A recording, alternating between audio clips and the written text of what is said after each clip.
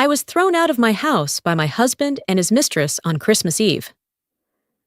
1 hour later, 19 black BMWs surrounded me. The heavy oak doors of my husband's and my Hillsborough mansion didn't just close behind me on Christmas Eve.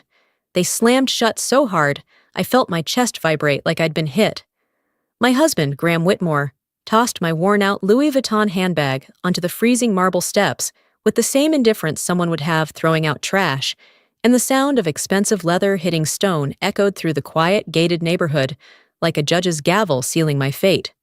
My husband's mistress, Madison, stood perfectly framed in the golden light spilling from the foyer, the warmth of the house glowing around her like a halo she absolutely didn't deserve.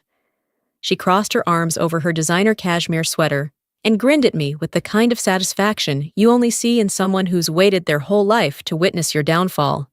Her smile was all sharp teeth, no warmth, sweet as antifreeze, but just as deadly. "Let's see how you survive now, Charlotte," she smirked, her voice dripping with mockery. "No more trust fund, no more connections, no more of Graham's credit cards. Good luck out there." The door slammed shut before I could respond, before I could say anything. The mechanical click of the lock sliding into place sounded like a gunshot, cutting me off completely from the only life I had ever known. I stood there on the marble steps, completely frozen in shock and disbelief. I was 32 years old, and in less than an hour, I had lost everything. My job at my husband's family advertising firm, the city condo I had put all my savings into, the car I bought, but he registered under his name, and now my family itself. The Bay Area's signature winter fog was rolling in thick and gray, swirling around my ankles like smoke from a crematorium. I had no money in my bank account. My husband had locked me out. I had no car. I had nothing but the suitcase at my feet and the charcoal cashmere coat that was the only thing keeping me from freezing. My crime, according to my husband during his 15-minute speech, was refusing his open marriage. Even though I was the one who discovered his affair, I was the one trying to hold on, trying to pull his heart back toward our family. When I finally gathered enough courage to have an honest conversation, I thought the worst-case scenario was that we would split peacefully, like adults. But instead, my husband had planned this ahead of time, to push me out and take everything from me. "Get out if you won't accept it," Graham said coldly, standing in his study with a glass of scotch in his hand, while his mistress Madison sat quietly on the leather sofa, avoiding my eyes. Like a meek, obedient girl, he added, "You're always difficult, always controlling, never satisfied with what I've given you. You have 1 hour to pack your essentials and leave." I stood there, stunned into silence. Now, as I dragged my suitcase down the long, winding road, its wheels rattling loudly across the spotless stone pavers, I felt like I was walking through someone else's nightmare. Every window in the neighborhood glowed with warm holiday light. The twinkle of Christmas trees, ornate decorations, silhouettes of families gathered together on Christmas Eve. I could almost hear the laughter, the clinking glasses, the crackling fireplaces, the excited shouts of children. I was like a ghost haunting a paradise I grew up in, but somehow never truly belonged to. I collapsed onto a snow-covered bench just inside the gated entrance, my whole body shaking so violently my teeth clattered like dice in a cup. The cold didn't just bite at my skin. It sank all the way into my bones, into my soul.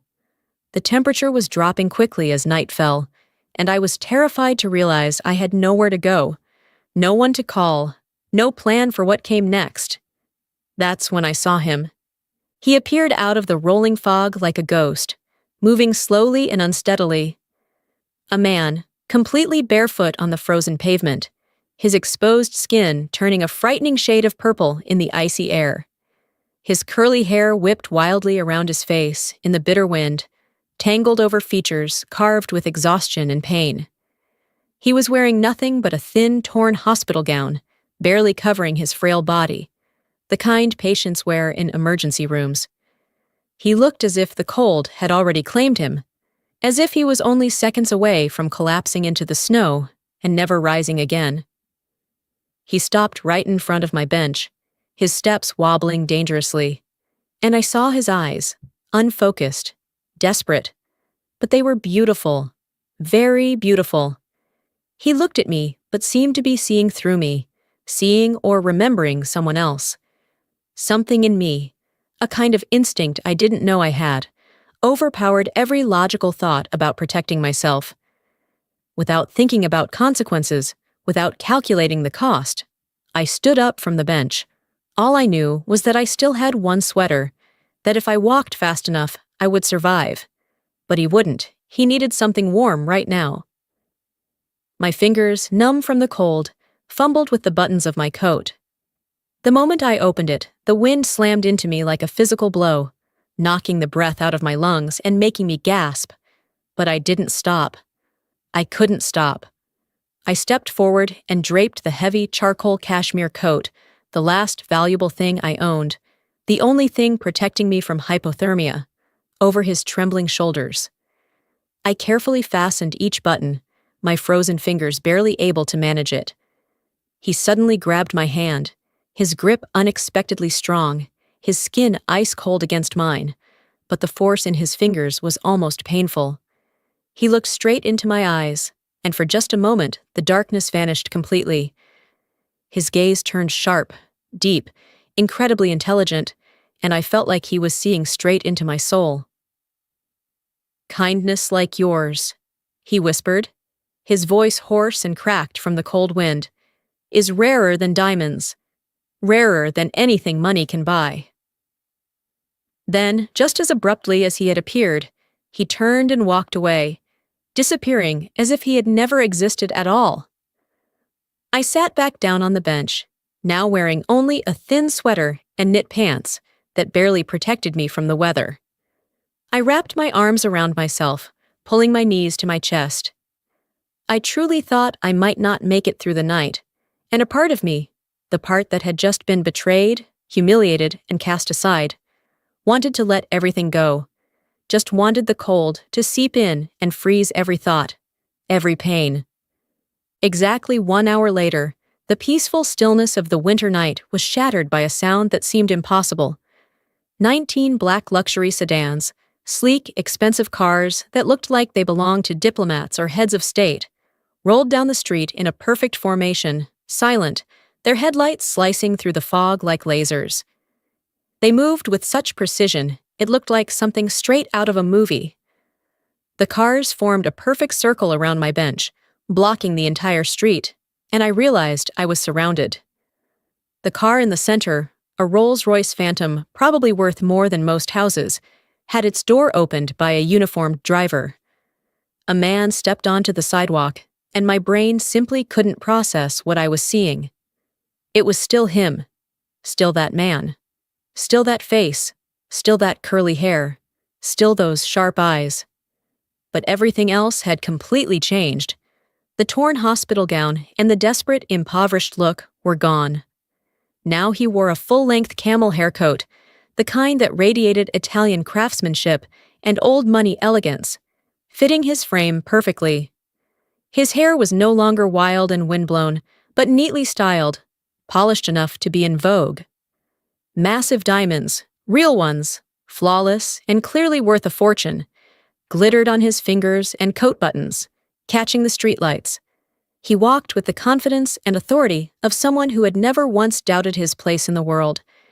He came straight toward me, his expensive leather shoes tapping rhythmically against the pavement, the sound almost musical.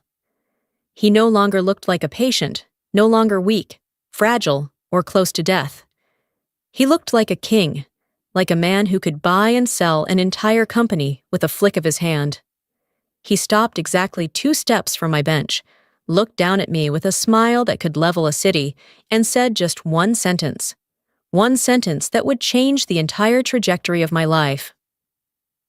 "I've watched you long enough, Charlotte Whitmore, to know exactly who you really are." My mind was fighting to keep up, trying to understand what was happening. The cold, the shock, the surreal nature of the entire evening. It was too much. "Who are you?" I stammered through numb lips, my voice barely more than a whisper. "My name is Nathan Harris," he said, as if that simple sentence explained everything.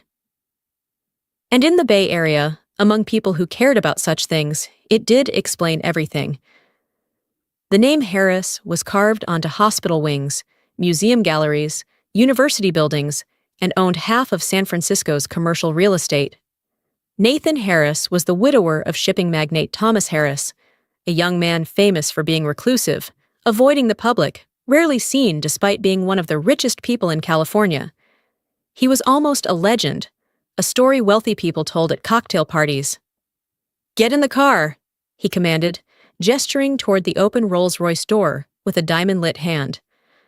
I should have been suspicious. I should have asked more questions, demanded explanations, protected myself. But I was freezing, completely alone in the world, and this man, whoever he really was, he was the only person who had reached out to me tonight, the only warmth standing between me and dying on a park bench on Christmas Eve. I stood on trembling legs and walked toward the car. The moment I stepped inside, I was wrapped in a warmth so deep it almost hurt.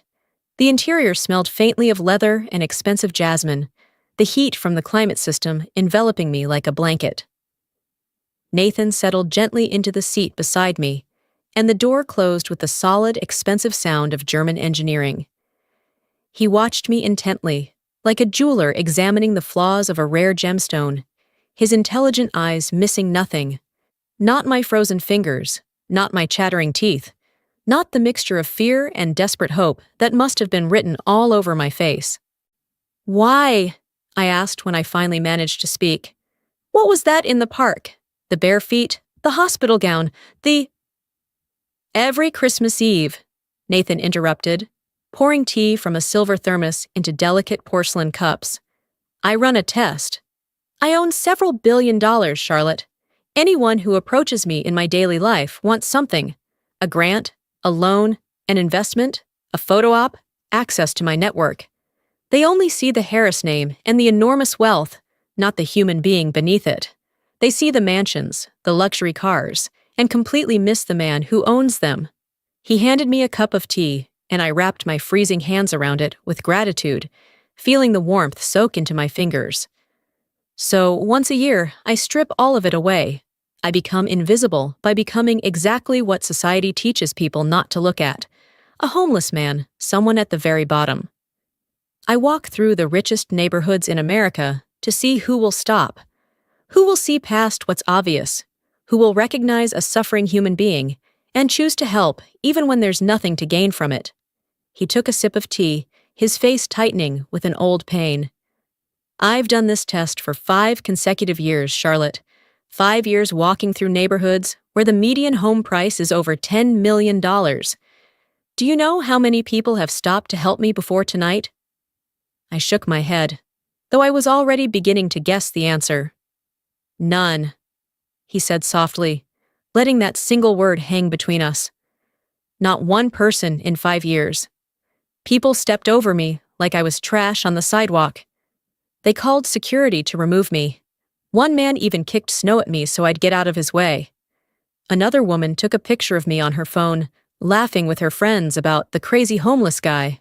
I've watched humanity fail this test over and over again." He leaned forward, setting his teacup onto the small table that folded out from inside the car. "But you, Charlotte Whitmore, you had just lost everything. I watched your husband throw you out of that house. I saw his mistress laugh at your pain. You were terrified, freezing, clearly in shock, facing homelessness yourself. You had every reason to ignore me, to focus only on your own survival." "You were watching the entire time?" I asked, feeling a chill crawl down my spine that had nothing to do with the temperature. "My security team is always nearby," he reassured me, gesturing vaguely toward the other cars surrounding us. "I'm eccentric, Charlotte. But what matters is, you gave me the only thing that was left. You saw a human being in agony, and you acted without hesitation, without calculation. That told me everything I needed to know about your character." The car began to move as we talked, gliding smoothly through the dark streets. We passed through gates that opened automatically, and I held my breath when we approached an estate that made my husband's mansion look like a cheap rental. The Tudor-style home seemed to stretch endlessly in both directions, lit by soft landscape lighting, looking like something out of a fairy tale. "I have no wife, no children," Nathan continued, as the car stopped at the main entrance. "No direct heir. I built the Harris Foundation, but I need someone to run it and inherit it when I die. I don't want my legacy shaped by some MBA who only cares about tax write-offs and performance metrics, or someone who thinks poverty is a problem to be solved with a spreadsheet. I want someone who knows what it feels like to stand on the outside looking in, someone who understands vulnerability because they've lived it. I want someone whose heart hasn't been hardened by privilege." The door opened, a formally dressed butler waiting with an umbrella despite the fact that it wasn't raining. Nathan stepped out, then turned back to me, waiting for my answer, and I noticed he was still holding my charcoal cashmere coat with a kind of reverence. "I'm offering you a position, Charlotte, a job running my foundation, and a home, if you agree. But let's be clear about what I'm offering. This isn't charity. This isn't me rescuing a damsel in distress. I'm offering you a long war. The work has many enemies. Developers hate our affordable housing initiatives. Politicians don't want to be held accountable. Corporations despise our labor rights advocacy. If you take this on, your life won't become easier. It will become harder, but it will matter." He held out his hand to me, and I saw that even covered in diamonds, wearing expensive clothes, and carrying unimaginable wealth, his hands still bore the marks of labor. These were not the soft, pampered hands of a wealthy heir like Graham. "Do you want to stand beside me?" he asked. I looked down at my trembling hands, still wrapped around the teacup, then back at the open car door. Behind me was the street where my husband had abandoned me, the darkness of rejection and betrayal. Ahead of me was a man who had tested my soul in the cruelest way possible and somehow found it worthy. "Yes," I whispered, my voice stronger than I expected. "Yes, I accept." Nathan's smile broke wide, transforming his entire face.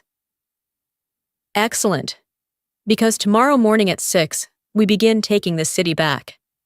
Rest, Charlotte. You're going to need it." The next 5 years were anything but a fairy tale. They were more like a brutal training camp designed to turn me into someone I never imagined I could become. Nathan hadn't been joking about war.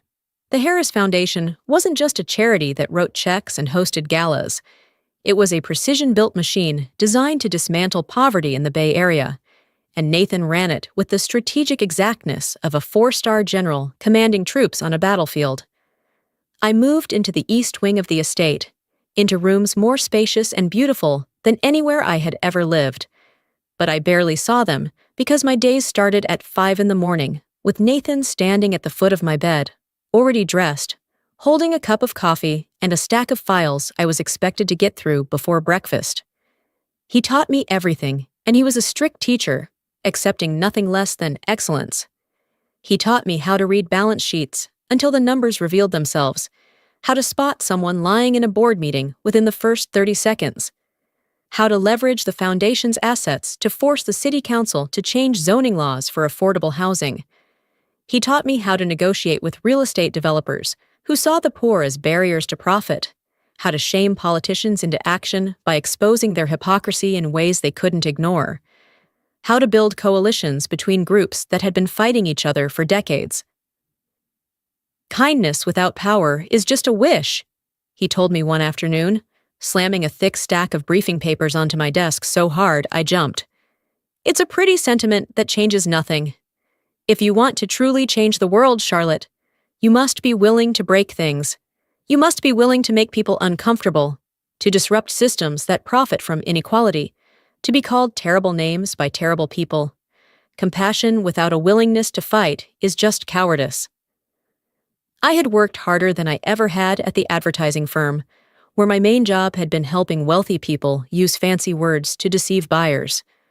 For the past 5 years, I wasn't just Nathan's assistant. I was his lover, his student, his apprentice. I absorbed his intelligence, his strategic thinking, and his absolute ruthlessness when it came to protecting the vulnerable. I learned that gentleness and ferocity aren't opposites. They are two sides of the same commitment to justice. Meanwhile, Graham remained silent. He called me exactly once, about 3 weeks after I was thrown out, to remind me about finalizing the divorce. He didn't ask where I was living or whether I was okay after being kicked out into the snow that night. We finalized the divorce. I blocked his number after that last meeting, and I never looked back. Madison sent me a few social media messages over the years, usually when she received something, an estate or a car that I knew damn well was still under Graham's name. I ignored everyone. To me, Graham and his mistress died on Christmas Eve, and I made my choice when I stepped off that bench and into Nathan's car. Then came a Tuesday morning in October, 5 years after that transformative Christmas Eve, the day everything I had learned and everything I had become would be tested. I was in my corner office on the 40th floor of the Salesforce Tower, where the Harris Foundation had moved its headquarters 2 years earlier. From up there, the view of the bay was breathtaking, but I hardly noticed it anymore. I was deep in concentration, reviewing architectural plans for the Second Home Project, a revolutionary housing initiative we were about to break ground on. The project would provide 200 units of long-term supportive housing with on-site medical care, job training, and childcare. It was the result of 3 years of planning, fundraising, and political advocacy, and it was going to change countless lives. My assistant Reese buzzed through the intercom. "Ms. Whitmore, you have visitors at reception. They don't have an appointment." I didn't lift my eyes from the blueprints, my mind still calculating costs and timelines. "Who is it, Reese? I'm very busy today." A brief silence, and I heard hesitation in Reese's voice. "He says he's your husband, ma'am." My pen froze on the page. I felt my entire body halt. 5 years, not one birthday card, not one message, not one genuine attempt at communication. And now he was standing at my door? I turned my chair to face the floor-to-ceiling windows, looking out at the bay stretching toward the horizon. I was no longer the frightened girl on a park bench. I was the executive director of a multi-billion-dollar foundation. I was the woman Nathan Harris had chosen. I had power now, real power, the kind that changes laws, builds towers, and reshapes communities. "Send them up," I said calmly.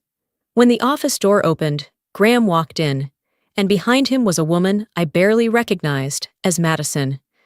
The confident, glowing girl from that Christmas Eve 5 years ago was entirely gone. In her place was a woman trying desperately to hold herself together and failing miserably. Her designer dress was at least 2 seasons old and no longer fit properly. Her makeup was too heavy, clearly an attempt to hide exhaustion and stress. But it was her eyes that told the real story. There was a desperation in them no amount of makeup could conceal. Graham looked even worse. The confident, arrogant man I once lived with had vanished. Graham had gained a noticeable amount of weight, his forehead dotted with sweat, his suit cheap and ill-fitting. "Charlotte!" Graham exclaimed, overly excited, rushing forward with his arms spread as if he intended to hug me. "My God, look at you! Look at this office, this view!"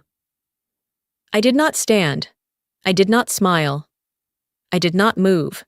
I simply watched him with the analytical gaze Nathan had taught me to use in negotiations. His momentum faltered when he realized I was not going to meet him halfway. The hug evaporated in midair, and he stopped about a step away from my desk, his arms slowly dropping to his sides. "Sit," I said, pointing to the 2 uncomfortable chairs on the opposite side of my desk, the ones I reserved for difficult meetings with people I had no desire to spend time with. They sat. Madison still didn't look at me. Graham tried to maintain a smile, but it was already beginning to warp at the edges. "Why do you want to see me?" I asked, setting my pen down with deliberate precision. "I just wanted to see you," Graham said, using that familiar tone he always used whenever he had done something wrong and wanted to smooth things over with me. "It's been so long. I've been waiting for you to come back. I've been following all the news about your success." "Stop it, Graham," I cut in, my voice calm but sharp as a scalpel. You came here, bringing your mistress with you. Yes. For 5 years, Madison had still been publicly understood as his girlfriend. You came because you need something. Whatever feeling existed ended the moment you threw me out of the house 5 years ago. So let's skip the performance and get to the real reason. What do you want? Graham cleared his throat and finally lifted his head. I'm having a bit of financial trouble, Charlotte. My startup ran into some unexpected challenges. The market shifted. I know you have a fund. Not doing well? I raised an eyebrow, leaning back, cutting him off. I read the financial news very closely, Graham. That company. You poured everything into it, didn't you? The house, the business assets, the trust fund. All of it. Graham visibly flinched. How did you know? So you're bankrupt, I said, not as a question, but as an obvious fact. The bank is repossessing the mansion. You're facing criminal charges for defrauding investors in a Ponzi-style scheme. The two of you are living in some motel, burning through the last of your credit cards. That's the summary, isn't it? No one answered, which was answer enough. So why are you here? I asked, even though I already knew. I need a loan, Graham blurted, then paused as if realizing he'd said too much, but still continued. Just $2 million, maybe 3 to be safe. I can pay you back, Charlotte, I swear. With interest. Whatever terms you want. I let the request hang in the air for a long moment, studying them both. Then I leaned forward, placing my hands on the desk. Let me see if I understand this correctly, I said slowly. You want me to take $2 or $3 million from a foundation that feeds hungry children, helps homeless families, and provides medical care for people who can't afford it, and give that money to you so you can keep your mansion and start another business venture. We used to be a family, Graham shouted, jumping to his feet. Madison was just a mistake. I always loved you. I brought her here today. I stood too, slowly and deliberately, and I watched them both recoil from the tension in my face. Used to be a family? I repeated softly. Yes, we used to be. Before you betrayed me. Before you brought her into my home on Christmas Eve. When I was freezing to death outside, you two were sleeping in my bed. Charlotte, please, Graham begged, his voice cracking with desperation. I have nowhere else to go. No one else will help me, only you. You will not receive a single dollar from me or this foundation, I said, my voice ice cold. Graham's face twisted in anger. He pulled out his phone and held it up. I have all our intimate videos. I'll release them everywhere. Let's see how the world reacts. Let's see how your precious Nathan Harris reacts when he finds out what his perfect CEO is like in bed. Your empire will crumble. I pressed the intercom button. Reese, please send security to my office immediately. You're insane! Graham screamed as 2 security guards appeared at the door. You think you'll be happy? You think he'll still want you when your reputation is destroyed? No, I said calmly as the guards began escorting him out. I've just learned the value of my own self-worth, and my value doesn't depend on standing next to a man to be recognized. The door shut behind them, cutting Graham off mid-sentence. A sudden silence fell over the room. I returned to my desk and sat down, my hands slightly shaking from the adrenaline. My phone buzzed with a new message. It was from Nathan, who was on a business trip in the Hamptons, but was still keeping a close eye on everything. The message was simple. Turn on the news, it's about to begin. Not a single unnecessary word of comfort. Every bit of his care and protection always came through action. I picked up the remote and turned on the TV mounted on the office wall. Breaking news scrolled across the bottom of the screen. The collapse of Graham's company had triggered a federal investigation, and prosecutors were announcing indictments against several key architects of the scam, people who had intentionally recruited new victims to keep the fraud alive. Among those charged was Graham Whitmore. He wasn't just bankrupt. He was about to go to prison. I leaned back in my chair, the remote slipping from my hand, and for the first time in 5 years, I felt something that wasn't anger, hurt, or determination. I felt a strange sense of calm, like a final puzzle piece had finally clicked into place. My phone rang. It was Nathan. "Are you okay?" he asked without any preamble. "I don't know," I admitted. "I think so. Am I too harsh for having compassion for a man who was homeless, but not an ounce of that compassion for him?" "Not harsh at all," Nathan said firmly. "He made choices. He hurt people, vulnerable people. He betrayed you first and worst. You owe him nothing, Charlotte. Not your empathy, not anything." "I miss you," I said. "I miss you too," Nathan replied, still the same as always, and I could picture his shy smile. "I'll be home this weekend." After hanging up, I turned my chair back toward the window, watching the fog roll into the bay. Somewhere out there, my ex-husband and his mistress were falling apart, facing the consequences. And I was here, in this office, doing work that mattered. I picked up the architectural plans for the second home project and returned to work. There were families waiting for housing, children needing stability, lives that could change if we got this right. November arrived with relentless gray rain, washing the streets clean while the city's scandals spilled across headlines and courtrooms. Graham was under house arrest awaiting trial, his legal fees devouring whatever assets prosecutors hadn't already frozen. Madison seemed to be living in a budget motel in Daly City, her credit cards maxed out, and no options left. Madison showed up at the Foundation's public intake center on Thursday morning, standing in line with single mothers, veterans, and seniors, clutching her ticket number like everyone else. Reese told me they were downstairs. "Do you want me to turn them away?" I watched the rain streak down the window. No. That afternoon, Nathan called me. "You did the right thing." "Is it finally over?" I asked. "Not yet," Nathan said, and I could hear the smile in his voice. "Tomorrow is the ribbon cutting for second home. It's your victory lap, and I have a surprise for you." "What surprise?" "Check the guest list." I opened the online guest list for the grand opening. The governor would be there, the mayor, tech executives, community leaders, reporters from every major outlet. And at the bottom of the VIP section, Nathan had added, "Graham and Madison." "Why?" I asked, my voice tight. "Because," Nathan said, "they need to see what you've built. They need to witness who the woman they betrayed has become. It's the final lesson." The Bay Area sky shone a bright steel blue on the day second home opened.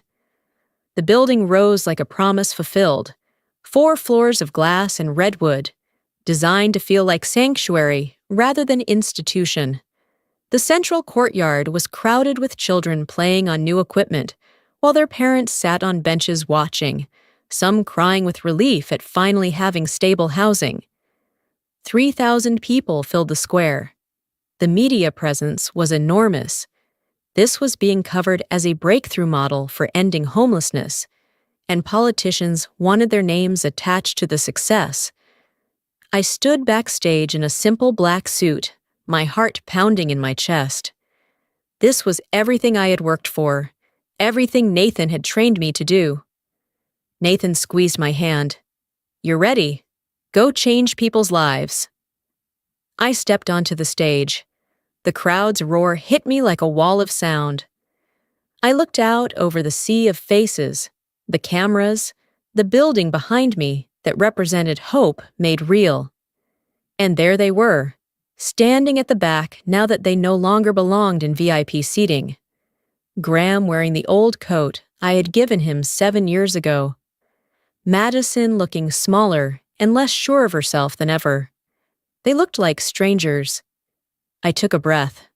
The microphone felt heavy in my hand. 5 years ago, I began, my voice echoing across the square through the speakers. I was thrown out of the only home I had ever known. I stood on a street corner with a suitcase and nowhere to go. The crowd went silent. I saw a mother press a hand over her mouth. "But I learned something else on that cold park bench," I continued. "I learned that even when we have nothing left, we can still be kind." I turned and pointed to the building behind me, its windows reflecting the cloudy sky. This is second home. 200 families will never have to sleep in their cars again because their landlord raised the rent. Children will never again do homework by flashlight in a parking lot. And every person who walks through those doors will hear the words I once needed so badly on Christmas Eve 5 years ago. I leaned into the microphone, looking straight at the front row where Nathan sat.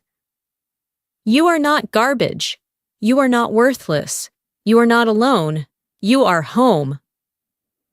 The applause started slowly, then rose like thunder. People stood, clapping and cheering, and I felt the validation for every hard choice I had made over the past 5 years. I stepped off the stage as the governor came up to cut the ribbon. I walked down the steps, weaving through the dispersing crowd, toward Nathan. Graham stepped forward. Charlotte, I didn't stop. I didn't slow down. I didn't speed up. I simply kept walking at the same steady pace. Nathan stood, watching me, his hand extended, just like that Christmas night 5 years ago. He took my hand, and we stepped into the building. The massive redwood doors of Second Home opened automatically as we approached. Warm golden light spilled onto the concrete plaza, and I smelled cedar, fresh paint, and comfort. We crossed the threshold. The doors closed softly behind me, final and complete. Inside, a little boy in a Spider-Man jacket tugged on my sleeve. He looked up at me with wide brown eyes full of wonder. Are you the one who built this place? He asked. I knelt so we were eye to eye. I thought of the girl on that bench. I thought of Nathan and his test. I thought of the coat, of the choice, and everything that followed. I'm one of the people who built it, I said with a smile. A lot of us worked together. He held out a dandelion, probably plucked from a crack in the sidewalk outside. For you? He said solemnly. Because you gave us a home? I took the flower, a weed, really, something most people would overlook. But to me, in that moment, it was more precious than all the wealth I had lost. Thank you, I whispered, my voice thick with emotion. That means a lot to me. Outside, the celebration continued. Graham and Madison faced the consequences of their choices and values. But inside Second Home, with Nathan holding my hand, surrounded by families finally getting a real second chance at stability and dignity, I felt something I had been searching for my entire life. I felt like I was home,